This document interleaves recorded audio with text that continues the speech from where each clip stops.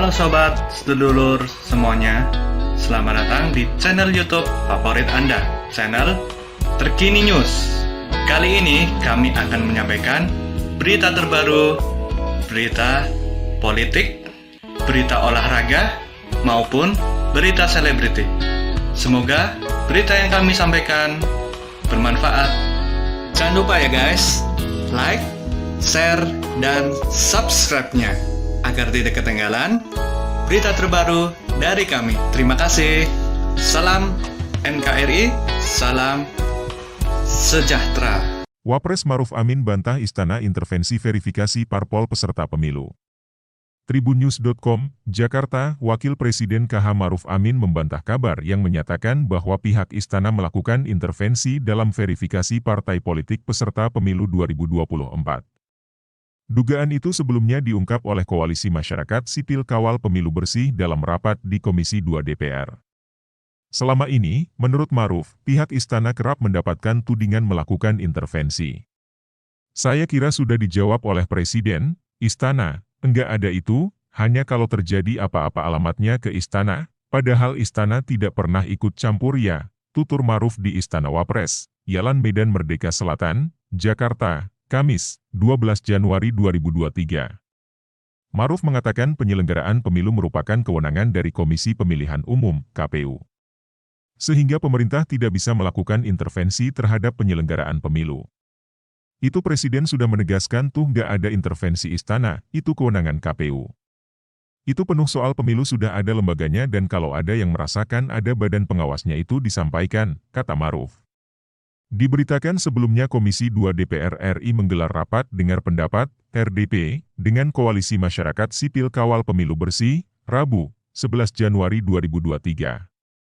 Pada rapat tersebut, perwakilan Koalisi Masyarakat Sipil Hadar Nafis Gumai membeberkan dugaan kecurangan saat tahapan verifikasi partai politik peserta pemilu 2024. Sembari menjelaskan lewat bukti tangkapan layar pesan, Hadar mengungkapkan dugaan kecurangan hingga intimidasi yang diperoleh anggota KPU di daerah.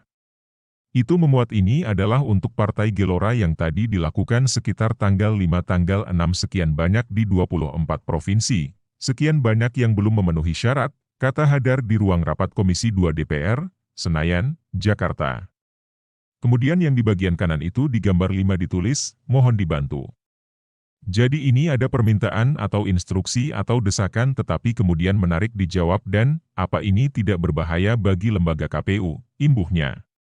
Jadi ada teman di provinsi yang merespons mengingatkan tapi kemudian Ketua KPU menjawab, siap dipahami begitu saja, katanya lagi. Namun dalam praktiknya, kata Hadar, pihaknya mendapat banyak bukti bahwa tekanan-tekanan terus dilakukan untuk melakukan perubahan data. Membantu yang awalnya satu parpol kemudian semua partai politik kecuali Partai U, itu berlangsung, ujar dia.